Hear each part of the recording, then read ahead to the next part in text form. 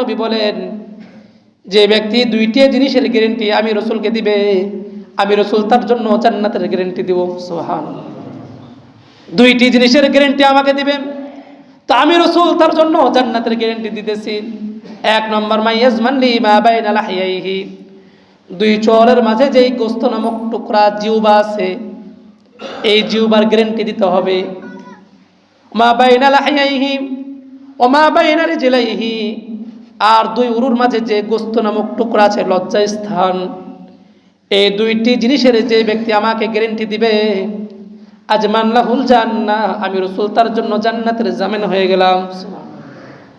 তার মানে দুইটা জিনিসকে আমি যদি নিয়ন্ত্রণ করতে পারি, কন্ট্রোল করতে পারি, হেফাজত করতে পারি, বাঁচিয়ে রাখতে পারি গুনাহ থেকে, মিথ্যা কথা থেকে, গালি থেকে, অশ্লীল কথাবার্তা থেকে যদি আমি জিহ্বাকে, লজ্জাস্থানকে বাঁচিয়ে রাখতে পারি, সরকারে দো আলম নবী বলেন, আমি ওই ব্যক্তির জন্য জান্নাতের জামিন হয়ে গেলাম। শুধু তাই নয়, আল্লাহ তাআলা আপনাকে আমাকে জবান দিয়েছেন মিথ্যা কথা বলার জন্য নয়, কাউকে গালি দেওয়ার জন্য নয়, কারো গীবত করার জন্য নয়।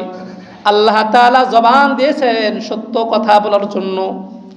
আল্লাহ তাআলা সূরা আহজাবের মধ্যে বলেন, ইয়া আইয়ুহাল্লাযীনা আমানুত্তাকুল্লাহ ওয়া কুলু কওলান সাদীদা। ইয়া আইয়ুহাল্লাযীনা আমানু, হে ঈমানদারগণ, ইত্তাকুল্লাহ, আমি আল্লাহ তাআলাকে ভয় করো। কাকে ভয় করতে হবে? আল্লাহ তাআলাকে ভয় করতে হবে। আমি আল্লাহ তাআলাকে ভয় করো।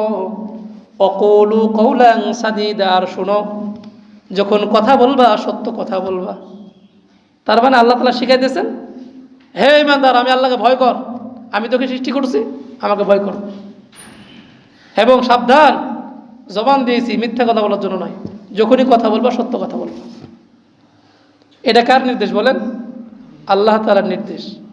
তার মানে এই জবানটা এটা আমার না, এটা আল্লাহ তাআলার দেওয়া।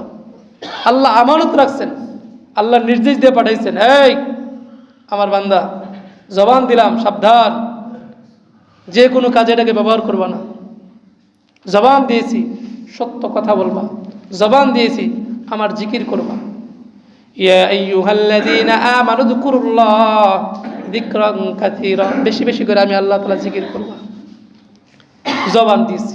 বুখারীর হাদিস, যে ব্যক্তি জিকির করতে করতে করতে করতে তার জিহ্বাটাকে তরুতাজা রাখবে, ভিজিয়ে রাখবে, কাল কিয়ামতের ময়দানে সে হাসতে হাসতে আল্লাহ জান্নাতে যাবে। এত সুন্দর একটা ফজিলতের কথা বললাম, সুবহানাল্লাহ বলছেন না?